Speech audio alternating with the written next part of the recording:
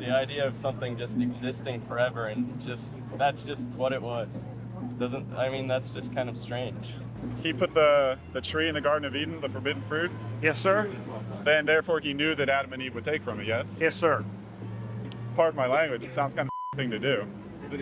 I mean, that's Okay. not a very nice guy. Hitler, but God's purpose for Hitler is not to slaughter Jews. God's purpose for Hitler is to love and worship him and to love and serve people. But he knew he was going to slaughter all the Jews. But Yeah. you're saying that he already knew what they were going to choose before they did it. So if he knew they were going to choose it, why did he put it there and say, well, that was your choice, but I mean, I knew you were going to do it anyway, so... A student at the University of Tennessee, Knoxville, put it beautifully. He said, Cliff, I didn't ask to have to decide whether to go to heaven or hell. And I resent God putting me in a position where I have to make that decision. And I said, sir, you're right. I didn't ask to be put in this position either. But now you've been dealt a hand of cards. Play the game as well as you can. Do the best you can. And don't just complain, well, I didn't have any decision about whether to put myself in a place where I'd have to make this kind of decision. If God knew Adam and Eve would eat the fruit, why even put the tree there? If he knew Hitler would cause a genocide, why allow it? And how can something like hell or heaven exist forever?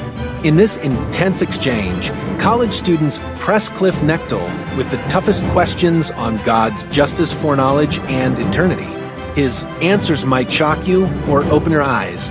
Stay tuned. You need to hear this. Why were they such firm believers, but it was so hard for everybody else to accept it? Oh, If the evidence was so plain, why didn't he rise from the dead and go speak to the Roman soldiers? You bet. One of the reasons that I trust the New Testament Gospels to be accurate historically is because those Gospels record the doubt, the unbelief, and the sins of Matthew, Mark, John, Peter, Paul. There's a tremendous vulnerability and honesty about how these guys denied Christ, betrayed Christ, deserted Christ. They were not true believers. They were not mesmerized fanatics. They all deserted Christ when he was arrested in the Garden of Gethsemane. I love it. Why? Because that's the way I am. I don't easily believe. I don't easily trust Christ. I doubt it. And I love it that the guys who wrote the New Testament, all of his apostles, were just like me. They doubted. If they all blindly believed and just went along like inept puppies, oh, sure, Jesus, whatever you say. Oh, sure, Jesus, whatever you say. I don't think I'd be able to relate to them very well, because that certainly is not the way I am. See, that's one of the refreshing things about the New Testament Gospels. Brutal honesty. One of the leaders of the first century church, Peter, what did he do to Christ when Christ was arrested? He stood beside him, right? I'm your man, I'm your bud. No, he denied knowing the guy 3 times. A bunch of cowards, just like me. I love it. It's another piece of evidence that those Gospels are not written by true believers, mesmerized fanatics. They're written by real people like you and me that got a bunch of doubts, a bunch of questions. One more question. You bet. You believe God is omniscient, right? I mean, Omniscient, right? Yeah, yes. Does he know in advance what's going to happen? Yes, sir. Okay. He put the tree in the Garden of Eden, the forbidden fruit. Yes, sir. Then therefore he knew that Adam and Eve would take from it, yes? Yes, sir.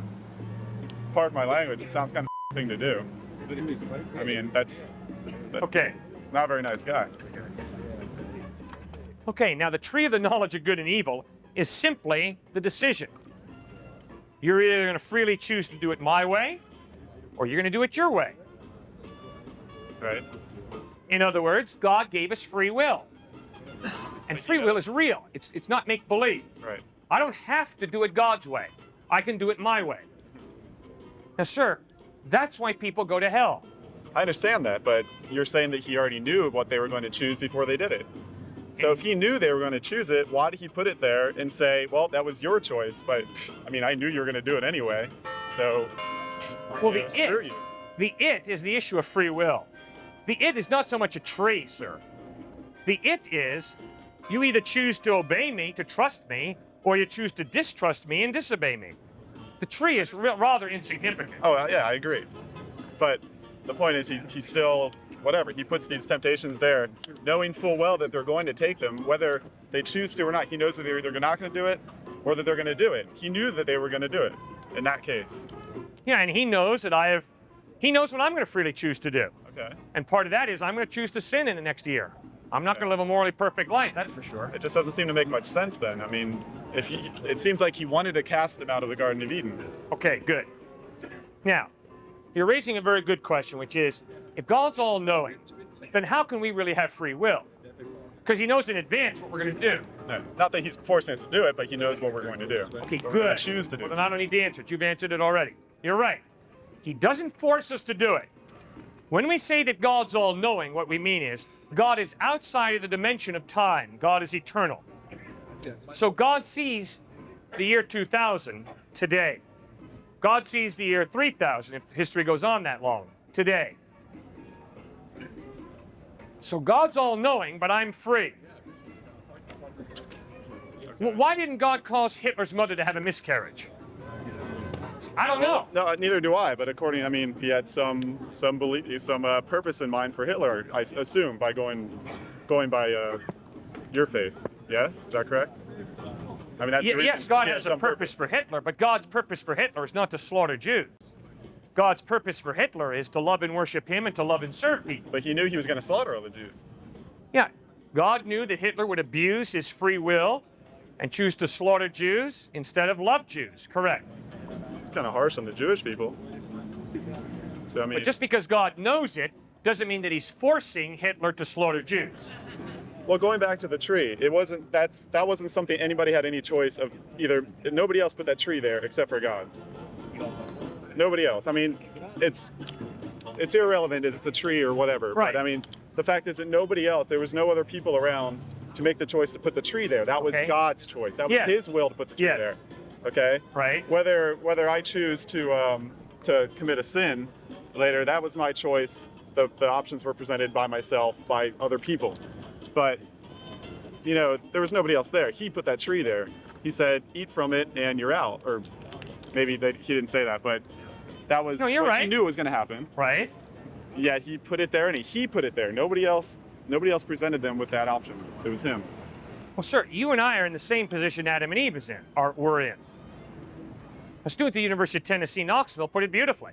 He said, Cliff, I didn't ask to have to decide whether to go to heaven or hell.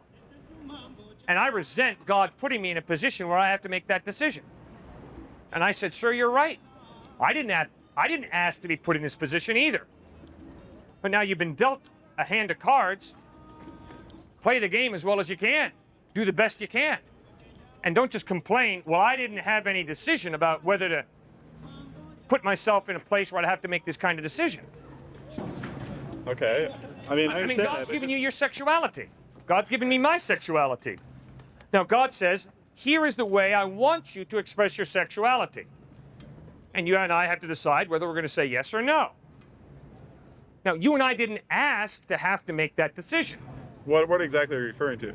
But, You have a sex drive, I have a sex drive. right. Jesus has revealed that the purpose of our sexuality is to make a lifelong commitment to one person if we're going to choose to be married, and then to enjoy sex within that lifelong commitment. Now, you and I can indulge in fornication, bisexuality, homosexuality, bestiality. We can have sex with a vibrator. There are a lot of options out there. But God says, do it this way. And I have to make a decision. No, I'm not going to do it your way. I'm going to do it my way, or yes, I'll do it your way. I didn't ask to have to make that decision. Right. You're right. God has given me the ability to make money. I can hoard all my money for myself, or I can give some of my money away to God's unfed children. I don't have to do either. But I can promise you, Jesus says, Cliff, you better write big checks, son. You better write some big checks to help some hurting people. I don't have to do it, but Jesus is going to hold me responsible. The idea of something just existing forever and that's just what it was. That's just kind of strange. No, there are only 4 options that I know of. If you know a 5th, please tell me. I just don't see that level of order just existing for an eternity. I would think that it seems to make, I don't know, everything's moving in a certain direction, and if you can move it backwards in your head, then it's all like in one place. And who knows exactly what happened before? Right. Okay, so it's more a philosophical question. In the beginning, there's nothing. In the beginning, there's matter and energy. In the beginning, there's an intelligent mind who creates this world and sets it ticking and withdraws. In the beginning, there's an intelligent mind who creates this complex watch, but actually wants to be involved. Now, which of those four options, or if you know of a fifth and sixth one, please tell me, which one do you think makes most sense? What's most reasonable? What's most plausible? I would probably say the matter and energy one. Okay, and the reason I can't agree with you is because I know that this man has the ability to love her. She has the ability to love her. I have the ability to love them. And you cannot put love in a test tube. There's more to love than matter and energy. There's this innate human ability to genuinely care for somebody. But what if it was discovered, like, although I know that neuroscience isn't like far enough along to where they could actually prove this, but what if it was discovered that that was just like a result of an extremely complex series of processes going on in your head that are actually physically based? Well, what if it was discovered that I'm just a bad dream you're having? Well, I doubt that. It's possible. Anything's possible. No, but you see, that's But you see something what you that- just did to me. You said, well, what if it is All one right, day okay. discovered that? Come on, bud. Okay. How can I, as a thinking human being, deal with that? That is such a faith statement. There's It just no wasn't a basis faith for it. Statement. What? It was, what if, okay, hypothetical. Yes, just like hypothetically. Yeah, incredibly hypothetical. Okay, but it would, once this was found, which I would think that it most likely is, because we're discovering that certain chemicals do certain things to our brains all the time, that scientifically you could test different things. And Uh-huh. You test it and it comes out and, I mean, you see what I'm saying? It would be a Fine. testable thing. It wouldn't Okay, be like fine. a what if thing. Then I go up to this guy, punch him in the face. You say, hey man, why'd you hit this guy? And I say, well, obviously my biochemical reactions forced me to hit him. So why would you hold me responsible for hitting him in the face if you understand I don't have a free will? I'm just a highly complex biochemical reaction. If I date rape this woman, why would you hold me responsible for that? I'm going to say to you, it's just a biochemical reaction. I just have a sex drive that just made me do it. Well, I mean, maybe that's not really the way I want to view it, but at the same time, if that was what the case was and we were just really nothing more than really complex chemical reactions, Right. then we could say that we want to stop your reaction because it's trying to harm other reactions. Oh, no, no, no. You'd stop my reaction because you have to stop my reaction because that's your biochemical makeup. Sure, See, there is no free will then. that's true. There is no such thing as love. There's simply complex biochemical reactions. Now, I'm sorry, my experience of life totally contradicts that. My experience of life is that with this guy who was standing here before, I could have really ripped into him. And I have done it on times before. That guy was so rude, he was so poor in his thinking, it was embarrassing.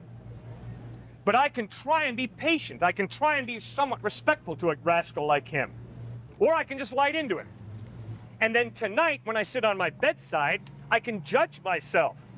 And I can say, Cliff, when you were disrespectful and rude, that was wrong. Don't do that again. Cliff, when you were patient and respectful with a guy who was really playing games, from your perspective, and was really making no sense, it was good the way you were patient with him. Okay. See, my ability to judge myself shows me that I'm more than a biochemical reaction. What if that's just like a property that develops through these reactions? Like, Yeah, but there still is no free will then. If you reduce me to simply a complex biochemical reaction, then although it might be incredibly complex, which I agree with you, I'm still a machine. I am a machine, a throughout computer. like the world, there's properties that develop with increasing complexity, Yes, like throughout biology. right.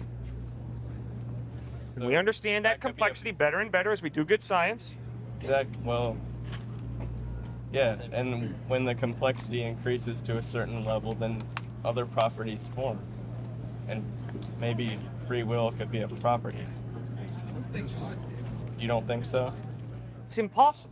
It's impossible. It's impossible if you Flat out reduce impossible. There's no if you way. reduce reality to matter and energy. You've reduced reality. It's not me who's doing it, it's you doing it.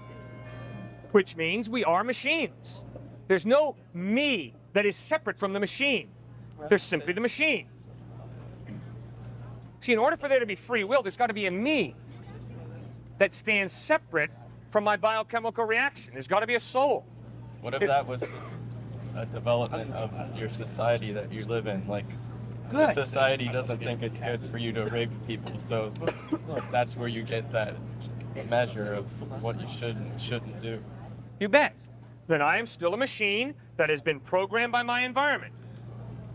Sure. And that's why a visiting professor at Harvard, when he asked his history class, who is responsible for the Holocaust, all those Harvard students said, nobody's responsible for the Holocaust, because we all are simply machines. You've been talking a lot about free will and stuff, and about, if I can get this right, justification or innocence through ignorance. You're talking about people that didn't know who Jesus was, and they're still regarded to be in favor with God. Like, then why do Christians go around the world telling people about Jesus when, if that's true, Right. then I mean, why do I bother leaving my home to go tell people? You bet. I go to the mission field for the same reason that I come to the University of Florida. For the same reason that in my neighborhood where I live, I seek to communicate Christ to my neighbors. And that's because, for a reason that I don't understand, God chooses to communicate his love and his truth through people. Now, obviously, Hebrews chapter 11 teaches that Abraham, Isaac, Jacob, Moses, Rahab, a Gentile prostitute, people who never heard about Christ, are going to be in heaven. Well, why are they going to be in heaven? Because they put their faith in God. They responded to all the information that God gave them. And yet, for a reason that I don't understand, God chooses to communicate through people. I mean, if I were God, I'd probably do it just angels. I'd have a bunch of angels down here at University of Florida. But for a reason that I don't understand, God chooses to use people to communicate the truth of Christ to other people. Phew. Those were deep questions, and Cliff didn't dodge a single one. Whether you agree or not, these conversations matter. So, what do you think? Was God's plan flawed? Or is there a bigger picture we're missing? Drop your thoughts in the comments. We're here for the dialogue. And if you want more bold truth and real answers, hit that subscribe button and join the journey.